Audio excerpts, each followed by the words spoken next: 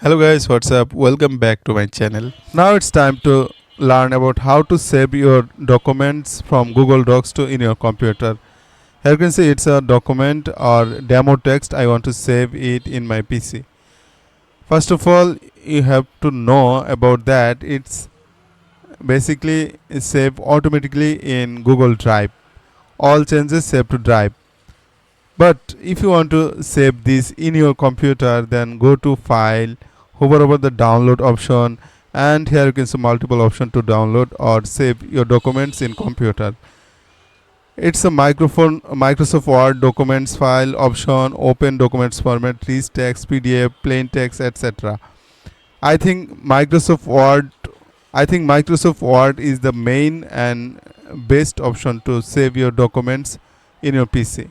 Click here and then you can see it's downloaded already. Now you can place it in your computer to any drive. That's it. I think this is helpful for you. If you think this is helpful, then consider to like, comment, share and subscribe. Thanks for watching.